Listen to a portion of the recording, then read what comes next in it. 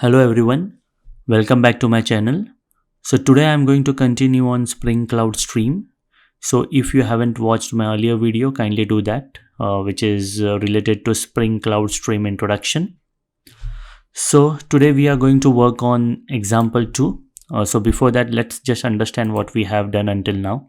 So as part of example 1, we wrote a processor which was consuming data from a particular topic, converting it to uppercase and then publishing it onto the next topic.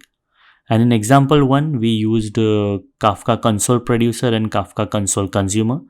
So in this example, we are going to write our own producer and consumer. Okay. And the main advantage, just to summarize, is of Spring Cloud Stream, we can remove Kafka from here and we can put Google PubSub over here or RabbitMQ, and the entire flow will work fine. There would be no issue, right? You can just plug in and plug out the broker that you want, and your business logic will remain as it is.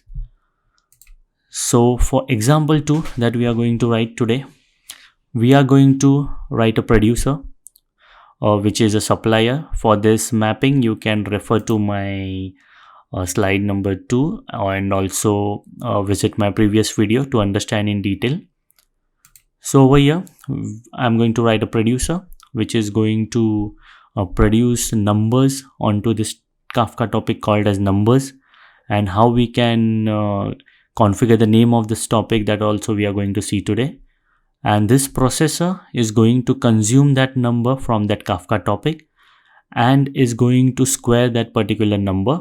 It is going to square a number that it gets as the input, and this squared number will be published onto the next Kafka topic, which is called as squares, and the consumer is going to consume that squared number and we are going to log the squared number. So that is the flow that we are going to do today.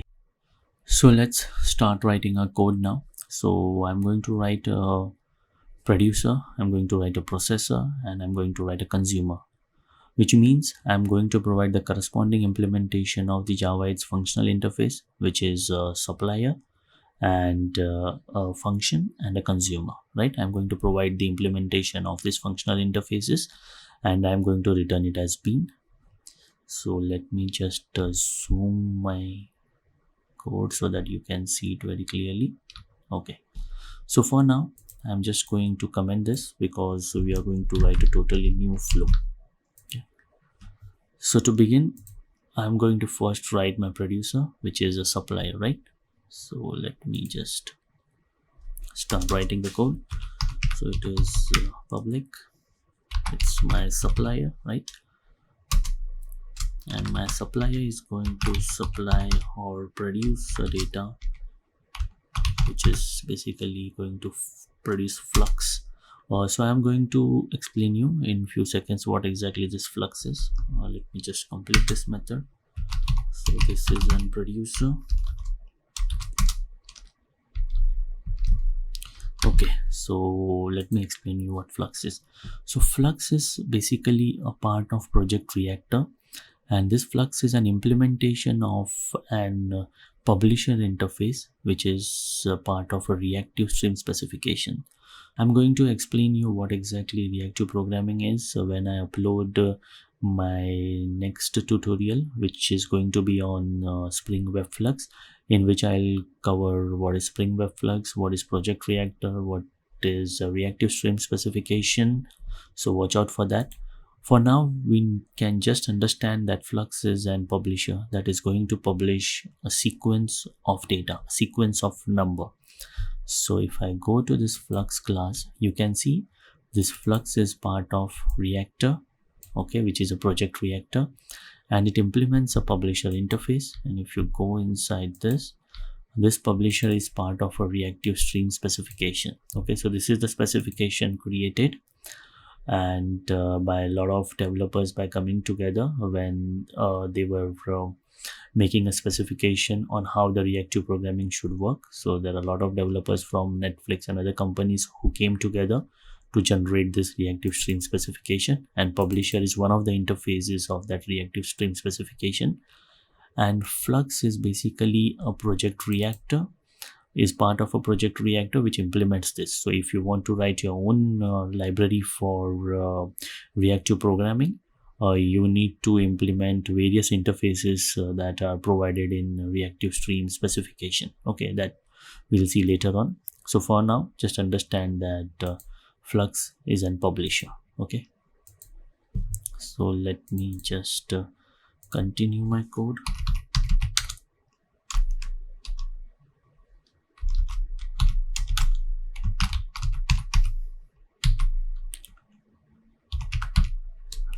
I'll explain you what I'm doing over here.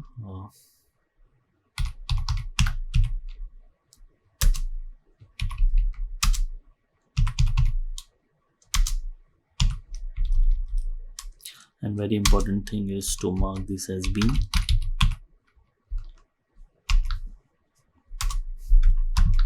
Okay, so what I'm doing over here is my Flux, which is an publisher, at interval of 1 second, by default it is going to create whatever the number is corresponding to that second. So like on first second it will be first, then on second 2, 3, 4, 5, 6, right? And log is for just understanding when these numbers are getting generated. Okay, so that is the log over here. So we have written the producer. So this producer is basically, as I already said, the supplier. Now let us write the processor. Okay, for that we have to write the function.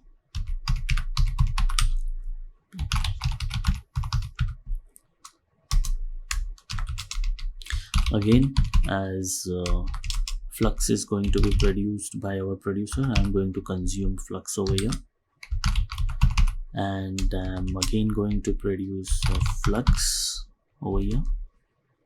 So this is my processor. Okay, so what we plan to do, numbers are generated on this topic and I'm going to square those numbers in my processor, right? So let me take that number first. So I'll give the name as long flux, and then I'm going to map it. That is, I'm going to square that number, right? So number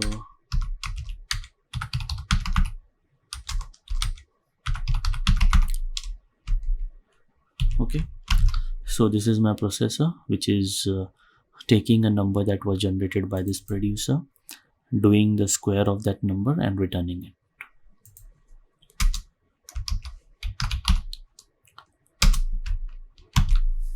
Right now, the last part remaining is I'm going to write my consumer over here, right? For that I have to implement consumer interface, basically provide a lambda function for the implementation.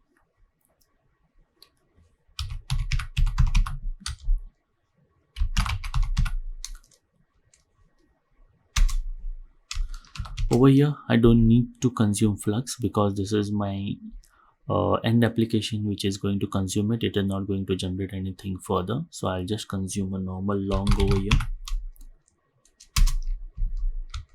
I'll name this as consumer, and I'm going to consume the data, that is a squared number produced by this processor, and I'm going to print it out. So instead of just doing sysout, maybe I can create a logger over here.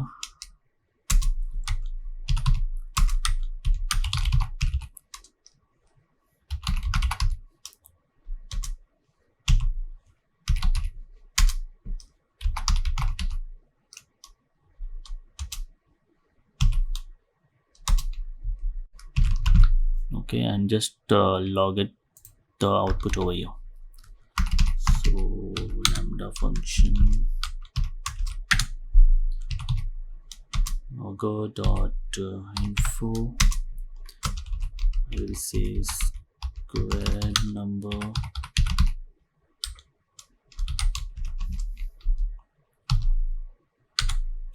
okay. So I need to take her data over here, right? So I'm going to take a number that is coming from this processor and I'm going to print it over here, right?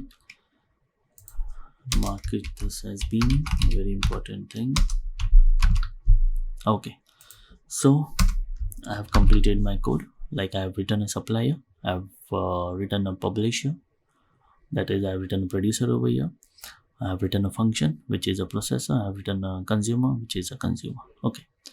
So now let's just think what are going to be the topic names. So if I just run this program now, what will be the topic name? So for this producer is going to publish the data on a particular topic, right? So that means there is an output of a data. So it will be name of that method hyphen out hyphen 0, right? So producer is the name of the method. Since it is generating the output, it is out, and this 0 is concerned when we are going to write Kafka streams. For now we are just writing a normal Kafka program. Okay, so in case of Kafka streams, there can be multiple input stream and multiple output stream, right? So when you're producing or when you're consuming the data, you need to mention which stream you're consuming the data from. So this is basically an index position saying that, okay, consume it from first stream, second stream, third stream. But for now, since we are not using Kafka stream, everything for us, like all the index will always be 0. So the index, even for our processor, even for our consumer, everything is going to be 0. Okay. So this is the topic name that Spring Cloud Stream will create by default. And I'll explain you why we need to change the topic names. So for this processor is going to subscribe to a topic and consume the data from that topic, right? So there is also an input and there is also an output, right? So it will be input will be hyphen in hyphen 0, okay, and output will be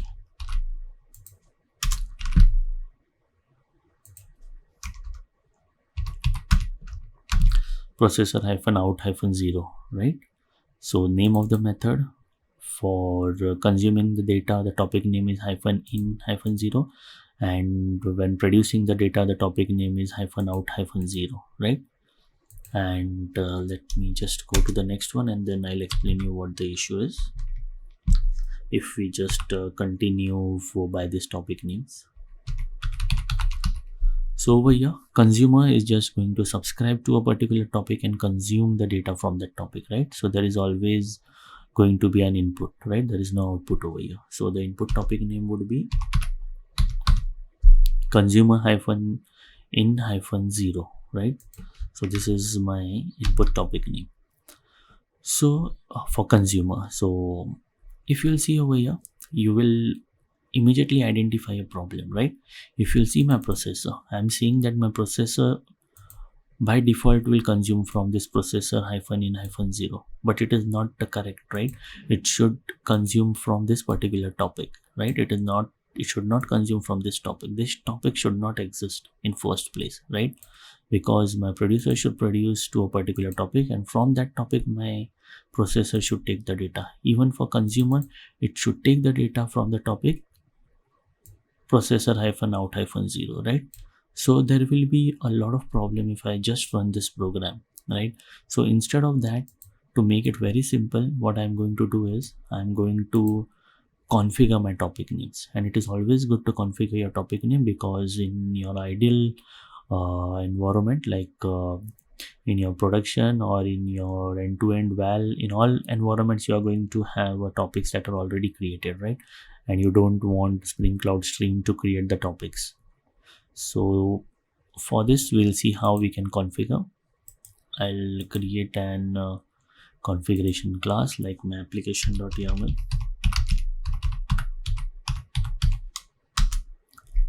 Okay, so I'm just going to copy paste this configuration and I'll explain you what exactly it means. So this is going to be my configuration. Okay, so it is Spring Cloud Stream function definition. I have to give the name of all my functions. So if you'll see, I have given the name of my producer, processor and consumer over here. And then this is a very important part. So I have to provide the bindings where I can specify the topic name. Okay, so to explain that, maybe I'll open it vertically and drag the class over here. Okay, let me zoom.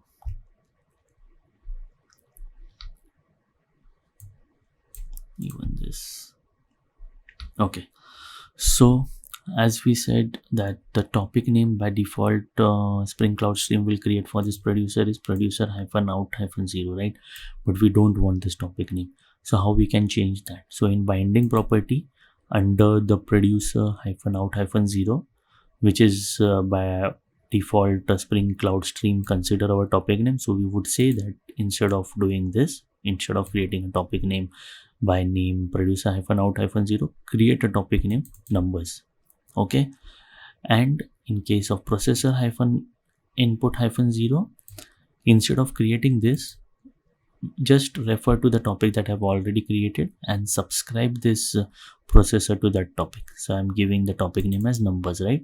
Which means that my producer will produce the data on this topic and my processor is going to consume the data from the same topic, right? And in case of processor hyphen out hyphen zero, this, instead of creating this topic, create a topic by the name of squares. Okay, and similarly on the consumer side, instead of consuming from this topic, consume it from squares that is already created, right? So the processor is going to generate a squared number on the squares topic and consumer is going to consume the squared number from the squares topic, right? That's what I have mentioned in flow over here. Producer producing the number on the topic called as numbers, processor consuming the numbers from this topic numbers, converting it to square and publishing on to the next topic which is squares, and consumer consuming it from the squares topic. So same thing I have mentioned in my configuration over here, right? So let's just run our application now. So to do that, I'll just move it over here and close this. Okay, so before doing that, let me just open my list of topics, and as you can see, my Kafka broker is already started, zookeeper is already started. Now let me check the list of topics over here. As we have seen in my previous session, so you can see there are only two topics now, two uppercase in zero and two uppercase out zero. So after I run this program, it is going to create the topic by the name numbers and squared instead of creating the default ones. Okay, let me just run this now. Oh, sorry, I was running this. I'll just stop it and run it again.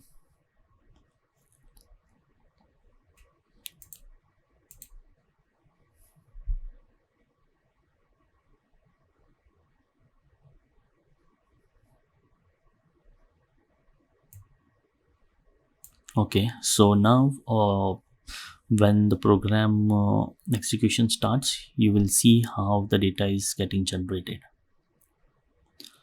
So you can see over here, right? There is a data getting generated and there is also squared number that is getting consumed. Okay, so let me first explain it to you how it works. I'll just stop my program and let's try to understand how the data is getting generated and what is the flow. So before doing that, let's check first what are the topic names that are created.